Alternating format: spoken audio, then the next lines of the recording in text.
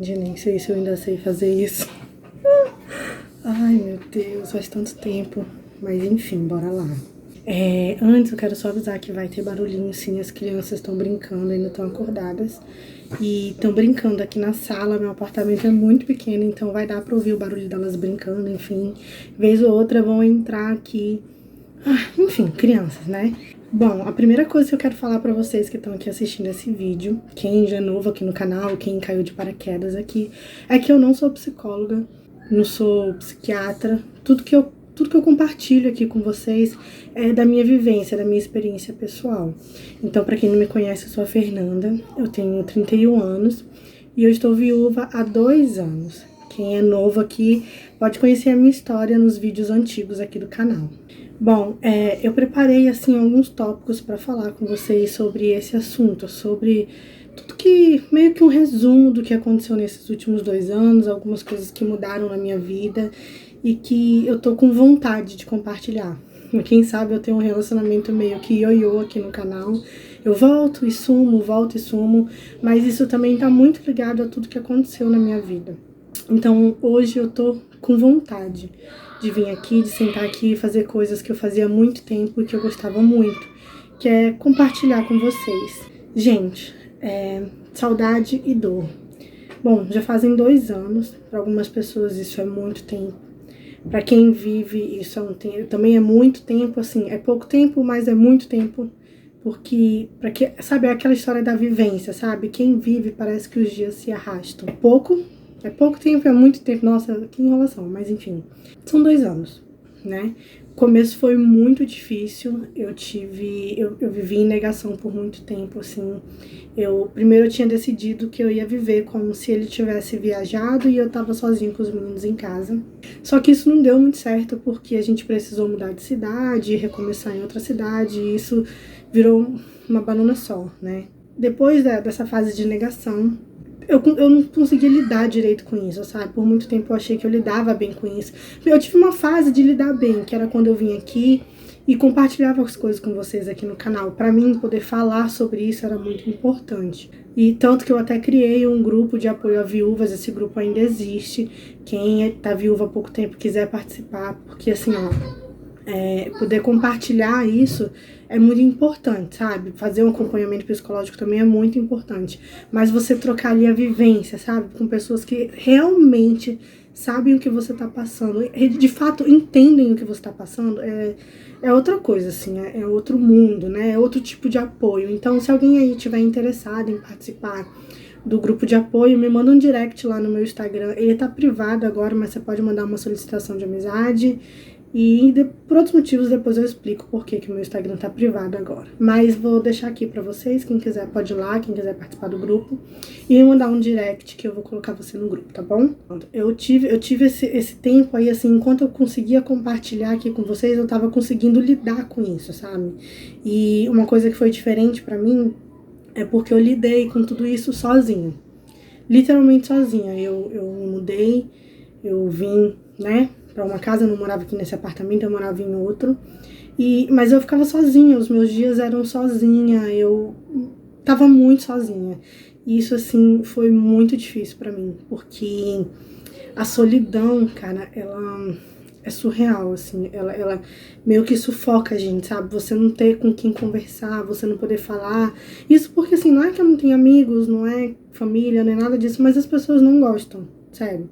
Quem não passou por isso, quem não sabe o que é isso, não gosta de ouvir. Com o tempo as pessoas pegam abuso e se afastam. E a gente não, a gente vive aquilo com muita intensidade por muito tempo, sabe? E isso é muito difícil. Então eu comecei a ficar muito sozinha. As pessoas que eu tinha contato, assim, já não aguentavam mais ouvir. Eu percebia isso, então o que aconteceu? Eu comecei a me fechar. Eu comecei a sufocar os meus sentimentos. Então, eu vivia um dia de cada vez, mas eles pareciam todos os mesmos, todo dia o mesmo dia, sabe? Porque eu sufocava tudo que eu tava sentindo, eu não vivia o que eu tava sentindo. E isso foi um problema. Eu comecei a entrar em depressão, eu não tinha vontade de fazer mais nada, eu começava a fazer uma coisa e eu não concluía. Por exemplo, eu voltei pra dieta quantas vezes e quantas vezes eu parei, entrava em projetos e parava, eu simplesmente não conseguia concluir absolutamente nada. E isso eu sei que tá muito ligado a tudo que eu vivi, assim, é o que eu vivo até hoje. E, enfim, foi bem difícil, assim. Hoje, 2 anos depois, a gente tá agora aí vivendo no meio de uma pandemia, né? Eu tô de isolamento com os meninos. E tem sido, sim, difícil. Eu fico muito sozinha, gente. Às vezes eu passo semanas sem conversar com um adulto. É só eu e os meninos dentro de casa e isso me sufoca muito mesmo, assim. Mas não tem, né? É uma coisa assim que não tem muito o que fazer. Vez ou outra alguma amiga liga, a gente conversa de vídeo, mas tá sendo bem difícil. Mas, tirando a parte da quarentena em si, hoje eu vejo as coisas um pouco mais diferentes, sabe? Eu meio que, esse ano eu comecei a aceitar tudo o que aconteceu e que eu ia ter que recomeçar, sabe? Eu ia ter que achar um ponto e recomeçar. Isso era uma coisa que pra mim tava muito difícil nos anos anteriores, sabe? Mas esse ano não, esse ano eu parei assim e pensei muito. Nessa quarentena a gente tem muito tempo pra pensar, né? E eu senti assim que, cara, não, esse ano eu preciso dar um ponto final nisso. E não um ponto final de que eu não vou pensar, de que eu vou sair do luto, não é nada disso. É um ponto final de parar de viver todo dia o mesmo dia. Eu preciso de um recomeço, sabe? Bom, isso é uma coisa bem complicada, assim, de se falar. Eu acho que, de fato mesmo, só vai entender quem vive esse processo do luto. Eu achei que eu não tava mais de luto há muito tempo, mas o luto não é só sentir saudade de uma pessoa ou sentir a dor por ter perdido aquela pessoa. O luto vai muito mais além disso, sabe? Você não fica de luto só pela pessoa que morreu. Você, no meu caso, por exemplo, a minha vida mudou completamente. A gente vive, tem hoje outro estilo de vida que antigamente, quando meu marido era vivo, ó, os meninos brigando, eu tinha uma vida muito mais confortável do que eu tenho hoje. Eu não passo fome, não é nada disso, mas eu não tenho uma vida confortável como eu tinha antes. As coisas são bem mais difíceis, sabe? Mas enfim, eu não tô reclamando disso, eu tô dizendo que é uma mudança e as mudanças são bem complicadas. Então, você fica de luto porque você muda seus planos, ou você fica sem planos. No meu caso, eu fiquei sem planos, eu não conseguia fazer planos, eu não tinha plano nenhum. Se você me perguntasse como eu me via daqui 5 anos, eu não ia saber te dizer, sabe?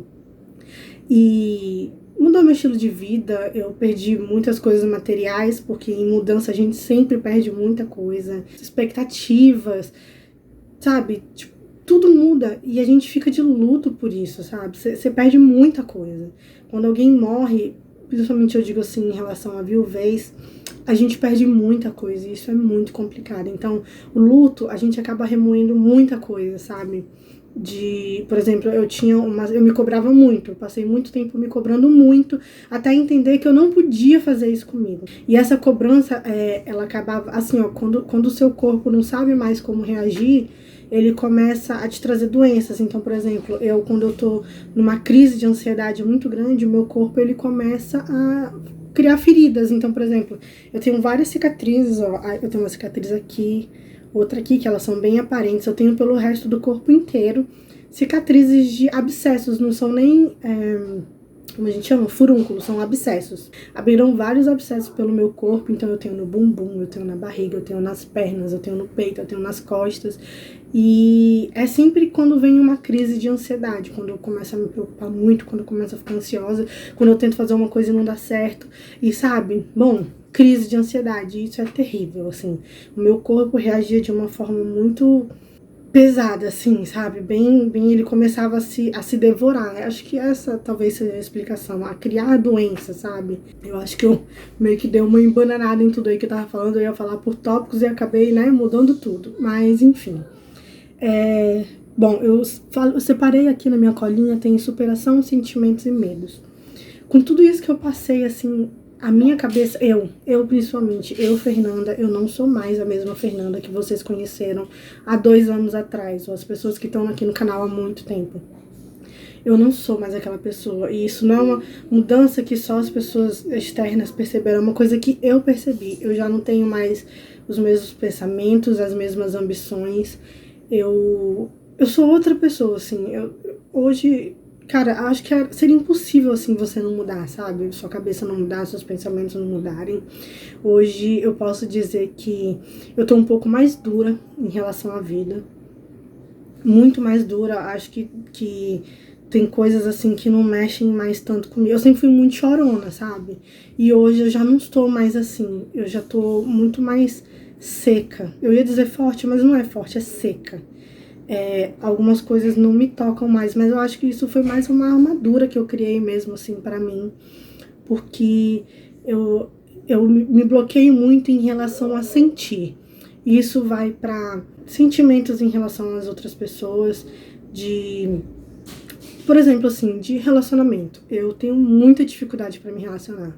Não só algumas feridas que eu tenho em relação a relacionamento em si, mas medo mesmo, sabe? Eu penso assim, cara, eu não tenho capacidade de namorar hoje uma pessoa que ela pode morrer a qualquer momento. Isso aí é bem confuso pra mim, porque eu fico pensando, eu não posso passar por isso de novo, eu não quero passar por isso de novo, sabe? E eu tenho esse medo, assim, eu criei esse medo. Então, se eu me relaciono com alguém, eu não consigo, tipo, não é que eu não goste da pessoa, mas eu não consigo me entregar, sabe? Isso é uma coisa bem complicada, que eu sei que eu preciso trabalhar, eu sei que eu preciso fazer terapia, mas isso é uma das coisas que surgiu, sim, com tudo isso que eu passei, com o luto, com essa vivência da viuvez, né? E uma coisa que eu desenvolvi muito, principalmente em relação aos meus filhos, eu tenho medo. E é um medo de entrar em pânico mesmo, assim, surreal. Por exemplo, dificilmente os meninos saem sem mim. Real. Eu não consigo, assim, eu tenho uma amarra quanto a isso. Então, por exemplo, eles têm os avós paternos, e agora não, porque tá na quarentena, né? Mas, por exemplo, ano passado, quando ainda não tinha tudo isso, por exemplo, eles queriam pegar os meninos pra ir num banho, que banho é tipo banho de rio, sabe? Pra tomar banho, pra brincar, ir na praia, se divertir, enfim, que é praia de rio também. Eu entrava em pânico. Gente, eu não sei explicar assim. Não é que eu não deixava, eu nunca proibi os meninos de saírem com eles, de fazer nada, mas eu simplesmente não conseguia, por exemplo, eles vão sair, meu tempo agora é de descansar, eu vou tirar um tempo pra mim. Eu simplesmente não conseguia.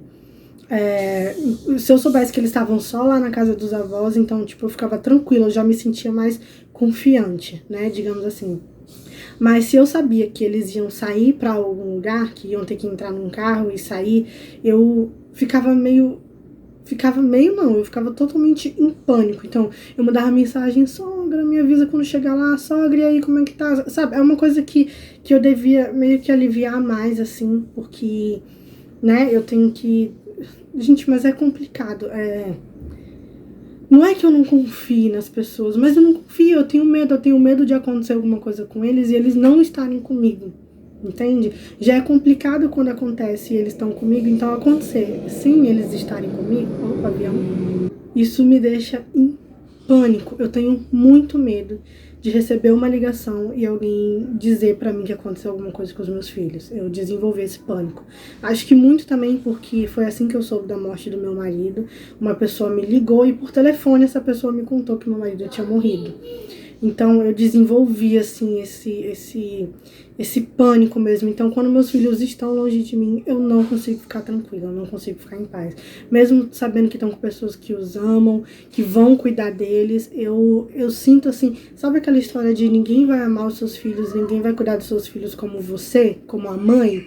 É esse sentimento que eu tenho. Eu não consigo confiar, eu tenho problemas com confiança quando é em relação aos meus filhos.